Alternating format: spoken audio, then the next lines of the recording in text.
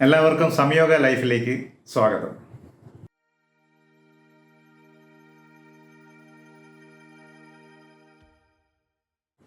വളരെ പ്രധാനപ്പെട്ട ഒരു കാര്യം പറയുന്നതിന് വേണ്ടിയിട്ടാണ് ഞാൻ ഇന്ന് വന്നിരിക്കുന്നത്. അതായത് പ്രപഞ്ചത്തിൽ നമുക്ക് കിട്ടാവുന്ന ഏറ്റവും വലിയ സുഖം 5 പൈസ ചിലവില്ലാതെ നമുക്ക് കിട്ടും. അത് കിട്ടുന്നതിന് വേണ്ടിയിട്ട് പ്രധാനപ്പെട്ട 5 കാര്യങ്ങളിൽ നമുക്കൊരു ധാരണ ഉണ്ടായിരിക്കണം. ലോകത്തുള്ള എല്ലാ സുഖങ്ങളും സന്തോഷങ്ങളും കിട്ടുന്നതിന് വേണ്ടിയിട്ടുള്ള എല്ലാ കാര്യങ്ങളും നമ്മൾ ചെയ്തു കഴിഞ്ഞാൽ, എല്ലാ ജീവിത സൗകര്യങ്ങളും ഉണ്ടായിരുന്നാൽ പോലും സന്തോഷവും സമാധാനവും സംതൃപ്തിയൊക്കെ നമുക്ക് കിട്ടാതെ പോകുന്നതിൻ്റെ കാരണം വേറൊന്നുമല്ല, ഈ സുഖം നമ്മൾ അറിയാതെ പോകുന്നത് കൊണ്ടാണ്. ഇതറിഞ്ഞു കഴിഞ്ഞാൽ പിന്നെ എല്ലാം നമുക്ക് വളരെ സന്തോഷവും സമാധാനവും സംതൃപ്തിയൊക്കെ തരുന്ന ഏത് പ്രവൃത്തിയും അങ്ങനെ സന്തോഷം തരുന്നതായിട്ട് മാറും. യഥാർത്ഥത്തിൽ ഈ പരമാനന്ദം ലഭിക്കുന്ന അല്ലെങ്കിൽ ഇത്രയും വലിയൊരു സുഖം കിട്ടുന്ന എന്ത് കാര്യമാണെന്ന് ചോദിച്ചു കഴിഞ്ഞാൽ അത് നമ്മുടെ തന്നെ ആത്മാവിനെ തൊട്ടറിയലാണ്. ഇതിനെയാണ് ധ്യാനം എന്ന് പറയുന്നത്. ഈ ധ്യാനത്തിലേക്ക് പോകാൻ ശരിക്കും 5 കാര്യങ്ങളിൽ നമുക്ക് ധാരണ വേണം. ഈ പ്രധാനപ്പെട്ട 5 ധാരണകൾ, അതായത് ധ്യാനം ചെയ്യാൻ എന്തൊക്കെയാണ് നമുക്ക് വേണ്ടുന്ന ധാരണകൾ എന്തൊക്കെയാണ് എന്ന് നമുക്ക് നോക്കാം. പ്രധാനമായിട്ടും എന്തിനാണ് ധ്യാനിക്കുന്നതെന്നറിയണം, എന്തിനെയാണ് ധ്യാനിക്കുന്നതെന്നറിയണം, എങ്ങനെയാണ് ധ്യാനിക്കുന്നതെന്നറിയണം, എപ്പോഴാണ് ധ്യാനിക്കേണ്ടതെന്നറിയണം, എത്ര സമയം ധ്യാനിക്കണമെന്നറിയണം. ഇത്രയും കാര്യങ്ങൾക്കൊരു ധാരണ വന്നു കഴിഞ്ഞാൽ ധ്യാനം എന്ന് പറയുന്നത് വളരെ എളുപ്പത്തിൽ ചെയ്യാൻ കഴിയുന്ന ഒരു കാര്യമായി. ഇനി 5 ധാരണകളെക്കുറിച്ച് നമുക്ക് പറയാം. അതിൽ പ്രധാനമായിട്ടുള്ളത് എന്തിനാണ് ധ്യാനിക്കുന്നുള്ളതാണ്. എന്തിനാണ് ധ്യാനിക്കുന്നത് ചോദിച്ചു കഴിഞ്ഞാൽ എന്തെങ്കിലുമൊക്കെ ഉപയോഗങ്ങൾ നമുക്ക് ഉണ്ടെങ്കിൽ മാത്രമേ എല്ലാവരും ധ്യാനിക്കാനായിട്ട് ശ്രമിക്കുകയുള്ളൂ. പ്രധാന ഉപയോഗം ധ്യാനത്തിലൂടെ നമുക്ക് കിട്ടുന്നത് ശരിക്കൊരു ബാറ്ററി നമ്മൾ എങ്ങനെയാണോ ചാർജ് ചെയ്യുന്നത് അതുപോലെ നമ്മളെ ചാർജ് ചെയ്യുന്നതാണ് ധ്യാനം. നമ്മുടെ ശരീരത്തിലെ എല്ലാ കോശങ്ങളും ധ്യാനിക്കുന്നതിലൂടെ വിശ്രാന്തിയിലേക്ക് വരുമ്പോൾ പ്രപഞ്ച ജീവശക്തി നമ്മളിലേക്ക് എൻ്റർ ചെയ്യും. ഈ സമയത്ത് നമുക്ക് അഭൂതപൂർവമായ ശക്തി നമുക്ക് ലഭിക്കും. അതുകൊണ്ടാണ് മെഡിറ്റേഷൻ ചെയ്യുന്നവർക്ക് അവർക്ക് പൂർവാധികം എല്ലാ കാര്യങ്ങളും ഭംഗിയായി ചെയ്യാൻ കഴിയുന്നത് ഇത്രയും ശക്തി അവരിലേക്ക് വരുന്നത് കൊണ്ടാണ്. അപ്പോൾ ടെൻഷനും സ്ട്രെസ്സും സ്ട്രെയിനും നമ്മുടെ മുമ്പിലുള്ള പ്രശ്നങ്ങളും ഒന്നും പ്രശ്നങ്ങളല്ലാതായി മാറും. സാധാരണക്കാർക്ക് അതൊരു പ്രശ്നമായിരിക്കും, പക്ഷേ ധ്യാനിക്കുന്നവർക്ക് അതൊരു പ്രശ്നമല്ല. കാരണം അവർ അത്രയും ശക്തിശാലികളായി മാറിക്കഴിഞ്ഞിരിക്കും. അതുപോലെ തന്നെ നമുക്ക് ഉറക്കക്കുറവ് അനുഭവപ്പെടുന്ന ധാരാളം ആൾക്കാരുണ്ട്. ധ്യാനം പരിശീലിക്കുന്നതിലൂടെ അവർക്ക് ഉറക്കാൻ ബുദ്ധിമുട്ടുള്ള കാര്യങ്ങളെല്ലാം പരിഹരിക്കപ്പെടും. എന്നാൽ ധ്യാനിക്കുമ്പോൾ സാധാരണ ഉറങ്ങുന്ന പോലെ 8 മണിക്കൂർ ഉറങ്ങാതെ തന്നെ ക്ഷീണം മാറും. കൂടുതൽ അവർക്ക് ജോലി ചെയ്യാൻ കഴിയും. അതുപോലെ ഭയം എന്ന് പറയുന്ന ഒരു കാര്യം, ഭയം എന്ന് പറയുമ്പോൾ നമുക്ക് ശക്തി കുറയുമ്പോഴാണ് സ്വാഭാവികമായിട്ടും ഭയം ഉണ്ടാകുന്നത്. ഈ ഭയത്തിൽ നിന്ന് നമുക്കൊരു മോചനം വരും. എന്തിനും മറ്റുള്ളവരെ ആശ്രയിച്ച് കാര്യങ്ങൾ ചെയ്യുന്ന, ഒരു ചെറിയ പ്രശ്നം ഉണ്ടായപ്പോലും മറ്റുള്ളവരെ ആശ്രയിക്കുന്ന ആ പ്രശ്നങ്ങളിൽ നിന്ന് നമുക്ക് ഒരു മോചനം നേടും. സ്വയം ആ കാര്യങ്ങൾക്കൊരു പരിഹാരം കണ്ടുപിടിക്കാൻ കഴിയുന്ന ഒരു ശക്തി നമുക്ക് ലഭിക്കുന്നതോടുകൂടി അതും ഒഴിവായി കിട്ടും. നമുക്ക് ഇന്ന് കാണുന്ന സൈക്കോസൊമാറ്റിക് ആയിട്ടുള്ള പല രോഗങ്ങളും പ്രതിരോധശേഷി കുറഞ്ഞു വരുന്നതിൻ്റെയൊക്കെ പ്രധാന കാരണം നമ്മളിലെ ശക്തി കുറയുന്നത് കൊണ്ടാണ്. ഈ ശക്തി നമുക്ക് കിട്ടുന്നതോടുകൂടി ഇതിൽ നിന്നൊക്കെ നമുക്കൊരു മോചനമാണ്. ധ്യാനം ചെയ്യുകയാണെങ്കിൽ നമുക്ക് പെട്ടെന്ന് വയസ്സായി പോകുന്ന ആ ഒരു അവസ്ഥയിൽ നിന്ന് മോചനം പ്രാപിക്കാൻ കഴിയും. അതുമാത്രമല്ല, ഉചിതമായ തീരുമാനങ്ങൾ പെട്ടെന്ന് എടുക്കാനുള്ളൊരു ശേഷി നമുക്ക് കൈവരും. ഇങ്ങനെ പറഞ്ഞാൽ തീരാത്ത ഉപയോഗങ്ങളാണ് യഥാർത്ഥത്തിൽ ധ്യാനത്തിൽ നിന്ന് നമുക്ക് കിട്ടുന്നത്. എന്തിനെയാണ് ധ്യാനിക്കുന്നത് എന്നുള്ളതാണ് രണ്ടാമത്തെ ഒരു ധാരണ ഉണ്ടാക്കേണ്ട കാര്യം. ശരിക്കും നമ്മൾ ധ്യാനിക്കേണ്ടതെന്ന് പറഞ്ഞു കഴിഞ്ഞാൽ നമ്മൾ ജീവിതത്തിൽ ആരായി തീരാൻ ആഗ്രഹിക്കുന്നു, എന്തായി തീരാൻ ആഗ്രഹിക്കുന്നു, അങ്ങനെ ആയിത്തീർന്ന് പരിപൂർണനായ നമ്മളെ തന്നെയാണ് ധ്യാനിക്കേണ്ടത്. എന്തിനെയാണോ ധ്യാനിക്കുന്നത് അതായിത്തീരുമെന്നാണ് ആചാര്യമതം. അപ്പോൾ നമ്മൾ ധ്യാനിക്കേണ്ടത് യഥാർത്ഥത്തിൽ നമ്മളെ തന്നെയാണ്. ഇത്ര എളുപ്പത്തിൽ നമ്മുടെ ശക്തിയെല്ലാം ഏകോപിപ്പിക്കാൻ കഴിയുന്ന ഒരേ ഒരു ലക്ഷ്യം നമ്മൾ തന്നെയാണ്. നമ്മൾ വളരെ പ്രിയപ്പെട്ടതായതുകൊണ്ട് നമുക്കത് വളരെ പെട്ടെന്ന് കഴിയും.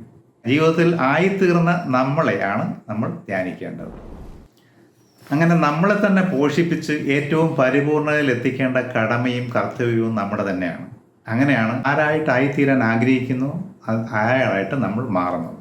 അതിനെ തന്നെയാണ് നമ്മൾ ധ്യാനിക്കുന്നത്. ധ്യാനിക്കുമ്പോൾ നമ്മൾ അതായി മാറും. നമ്മൾ ഇനി ഉണ്ടാക്കേണ്ട ഒരു ധാരണ എങ്ങനെയാണ് ധ്യാനിക്കേണ്ടതെന്നുള്ളതാണ്. അതിൽ പ്രധാനമായിട്ടും നമ്മൾക്ക് അതിന് വേണ്ടിയിട്ട് നമുക്ക് വിഷ്വലൈസേഷൻ, അഫർമേഷൻ ഇങ്ങനെയൊക്കെ പറയുന്ന സംഗതികളാണ് ഇതിന് പ്രധാനമായിട്ടും ഉപയോഗിക്കുന്നത്. ഒന്ന്, നമ്മൾ എന്താണോ ലക്ഷ്യം വെച്ച് നമ്മളെ ശരിക്കങ്ങ് ഉറപ്പിക്കുക. സംശയലേശമന്യേ ഞാനിങ്ങനെ ആയിത്തീരുമോ ഇല്ലയോ എന്നൊന്നും സംശയമില്ലാതെ ആയിത്തീരും എന്ന് ബലമായി ഉറപ്പിക്കണം. അതിനുശേഷം ഇത്രാമത്തെ വർഷം ഇന്ന മാസം ഇന്ന തീയതി ഞാൻ ഇങ്ങനെ ആയിത്തീരുമെന്ന് അഫർമേഷൻ കൊടുത്തുകൊണ്ടേയിരിക്കുക. ഉറപ്പിച്ച് നമ്മൾ ഈ പറയുന്ന വിഷ്വലൈസേഷനിലൂടെ നമ്മൾ ധ്യാനത്തിൻ്റെ അവസ്ഥയിലേക്ക് എത്തും. ധ്യാനത്തിൻ്റെ അവസ്ഥയിലേക്ക് എത്തുന്നതിന് ചില കാര്യങ്ങൾ പ്രധാനമായിട്ടും ശ്രദ്ധിക്കണം. ഇനി അതിന് പ്രധാനമായിട്ട് നമുക്കൊരു ജിയോമെട്രിക്കൽ ഷേപ്പുണ്ട് ധ്യാനത്തിലിരിക്കേണ്ടത്. അതിനെയാണ് ആസനം എന്ന് പറയുന്നത്. അനങ്ങാതെ ഒരു ഇരിപ്പിൽ ഇരിക്കാൻ കഴിയണം. ഇനി അങ്ങനെ ഇരിക്കാൻ, ഞാനീ പറയുന്ന രീതിയിൽ ഇരിക്കാൻ ആർക്കെങ്കിലും കഴിഞ്ഞില്ലെങ്കിൽ കസേരയിൽ ഇരുന്നാലും മതി. പക്ഷേ യഥാർത്ഥത്തിൽ ഇരിക്കേണ്ടത് നിലത്ത് എന്തെങ്കിലും ബെഡ്ഷീറ്റോ പായോ വിരിച്ചിട്ട് ചമ്രം പടഞ്ഞ് ഇരിക്കുക എന്നുള്ളതാണ്. അപ്പോൾ മുട്ടുകൾ താഴെ പതിഞ്ഞിരിക്കണം. പാദങ്ങൾ ശരിക്ക് അടിവേറിനോട് ഏറ്റവും ക്ലോസ് ആയിട്ടിരിക്കണം. നട്ടെല്ല് നിവർന്നിരിക്കണം. ഷോൾഡർ ലൂസായിരിക്കണം. താടി ലേശം കുനിഞ്ഞിരിക്കണം. അതായത് നട്ടെല്ല് വളയാൻ പാടില്ല, തല ഉയർത്തി വളയ്ക്കാൻ പാടില്ല. പതിയെ കണ്ണുകൾ അടയ്ക്കണം. എന്നിട്ട് ഡീപ്പായിട്ട് ശ്വാസം എടുക്കുകയും ഇരട്ടി സമയം കൊണ്ട് പുറത്ത് വിടുകയും ചെയ്യണം.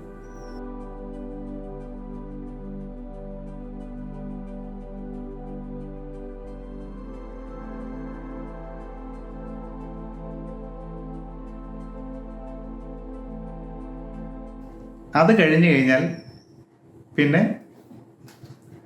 കണ്ണുകൾ അടയ്ക്കുന്നത് വഴി നമുക്ക് കിട്ടുന്ന മെച്ചം എന്ന് പറഞ്ഞാൽ പഞ്ചേന്ദ്രിയങ്ങൾ വഴി നമ്മളിലേക്ക് പോകുന്ന എല്ലാ മെസ്സേജുകളും പതിയെ ഇല്ലാതെയാകും. നമ്മുടെ ഉപാപചയ പ്രവർത്തനങ്ങളെല്ലാം മന്ദഗതിയിലാവും. ഇത്രയും ആയിക്കഴിഞ്ഞാൽ നമ്മൾ സാധാരണ ശ്വാസത്തിലേക്ക് വന്ന് നമ്മൾ വിഷ്വലൈസേഷൻ എന്ന ഒരു പ്രക്രിയ എല്ലാവർക്കും അറിയാവുന്ന കാര്യമാണ്. നമ്മൾ വിചാരിക്കുന്ന ഉദ്ദേശിക്കുന്ന ആളെ എങ്ങനെ ആയിത്തീരുമെന്ന് നമ്മൾ സങ്കല്പിക്കുക. അങ്ങനെ ആയിത്തീർന്ന എല്ലാ വഴികളിലൂടെയും നമ്മൾ സഞ്ചരിച്ച് കഴിഞ്ഞിട്ട് ആയിത്തീർന്ന വ്യക്തിയെ ഭ്രൂമധ്യത്തിൽ ഉറപ്പിക്കുക. ഭ്രൂമധ്യം എന്ന് പറയുമ്പോൾ അറിയാമല്ലോ, പുരികങ്ങളുടെ നടുവിൽ കാണുന്ന എനർജി ബോഡിയിലുള്ള ഭാഗമാണ് ഭ്രൂമധ്യം. ബാഹ്യ ശരീരത്തിലല്ല, അതിന് വെളിയിൽ എനർജി ബോഡിയിലാണ് നമ്മുടെ ചക്രാസൊക്കെ ഇരിക്കുന്നത്. തെറ്റായിട്ടൊരു ധാരണ ശരീരത്തിലാണെന്ന് ഉണ്ടാകാതെ ഇരിക്കണം. ശരീരത്തിൻ്റെ വെളിയിൽ ഓറ എന്ന് പറയുന്ന ഊർജ്ജ ശരീരത്തിലാണ് ഈ ചക്രാസ് എല്ലാം. ഭ്രൂമധ്യവും അവിടെ തന്നെ. നമ്മൾ അതിലേക്ക് ഈ ഓബ്ജക്റ്റിനെ നമ്മൾ എന്തായിത്തീരണമെന്ന് ആഗ്രഹിക്കുന്ന നമ്മളെ അവിടെ ഉറപ്പിച്ചു കഴിഞ്ഞാൽ പിന്നെ സാധാരണ ശ്വാസത്തിൽ അതിനകത്ത് തന്നെ നമ്മൾ നോക്കിയിരിക്കണം. അപ്പോൾ ശരിക്കും ഒരു സ്ക്രീനിൽ, നമ്മൾ വെളിയിൽ ഒരു സ്ക്രീനിൽ കാണുന്നത് പോലെ ഒരു പ്രകാശത്തിൽ നമ്മളെ കണ്ടുകൊണ്ടിരിക്കുക. അങ്ങനെ കണ്ടുകൊണ്ടിരുന്ന് നമ്മൾ പതിയെ അതിലേക്ക് ലയിക്കും. അതായത് നമ്മൾ എന്താണോ ഉദ്ദേശിച്ച് വെച്ചിരിക്കുന്ന അതിലേക്ക് ഒരു ലയമുണ്ടാകും. ഇത് സ്ഥിരമായി ചെയ്തു കഴിഞ്ഞാൽ തീർച്ചയായിട്ടും നിങ്ങൾ എന്താണോ സംശയലേശമന്യേ ഉറപ്പിച്ച് വെച്ചിരിക്കുന്ന നിങ്ങളെ അതാക്കി തീർക്കാൻ ഈ പ്രപഞ്ചത്തിലുള്ള സകല ശക്തിയും വന്നു ചേരും. ഇതാണ് നമ്മൾ ധ്യാനിക്കുന്നതിനുള്ള, എങ്ങനെ ധ്യാനിക്കണമെന്നുള്ളതിൻ്റെ ഏറ്റവും ചുരുങ്ങിയ ഒരു വിവരം. ഇനി അടുത്ത ധാരണ ഉണ്ടാക്കേണ്ടത് എപ്പോഴാണ് ധ്യാനിക്കേണ്ടത് എന്നുള്ള കാര്യത്തെക്കുറിച്ചാണ്. വെറും വയറ്റിൽ, അതായത് ആഹാരം കഴിച്ച ഒരു 3 മണിക്കൂറിന് ശേഷം എപ്പോഴും വേണമെങ്കിലും നിങ്ങൾക്ക് ധ്യാനിക്കാം.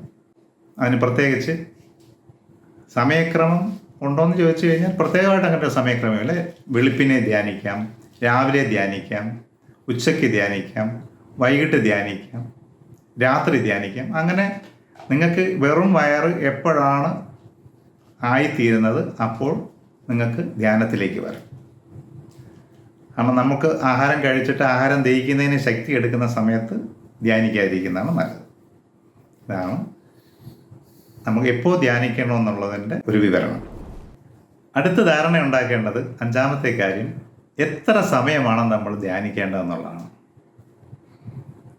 അത് നിങ്ങൾക്ക് ഒരു ആസന സ്ഥിരത എപ്പോഴും വരെ ഇരിക്കാൻ കഴിയുന്നു, സ്ഥിരമായി അനങ്ങാതിരിക്കാൻ കഴിയുന്നു, അത്രയും സമയമാണ് ധ്യാനിക്കേണ്ടത്. നിങ്ങൾക്ക് എത്ര സമയമാണോ സന്തോഷമായിട്ടും സമാധാനമായിട്ടും സ്വസ്ഥമായിട്ടും മറ്റ് തടസ്സങ്ങളൊന്നുമില്ലാതെ ഇരിക്കാൻ കഴിയുന്നത്, ഓരോരുത്തർക്കും അവരുടെ സാധ്യതകളിലനുസരിച്ച് അവർക്ക് ഇരിക്കാൻ കഴിയും. ഇതാണ് ഈ പ്രധാനപ്പെട്ട 5 ധാരണകൾ. ഇത്രയും കാര്യങ്ങൾ ശ്രദ്ധയോടെ നിങ്ങളൊന്ന് ചെയ്തു നോക്കുക. എന്തെങ്കിലും സംശയങ്ങളുണ്ടെന്നുണ്ടെങ്കിൽ മെസ്സേജ് അയയ്ക്കുക. വിശദമായിട്ട് ഒരു വീഡിയോ ആവശ്യമാണെങ്കിൽ, നിങ്ങൾക്ക് ആവശ്യമുണ്ടെങ്കിൽ പിന്നെ നമുക്ക് ചെയ്യാം. എന്തായാലും എല്ലാവർക്കും നന്ദി, നമസ്കാരം.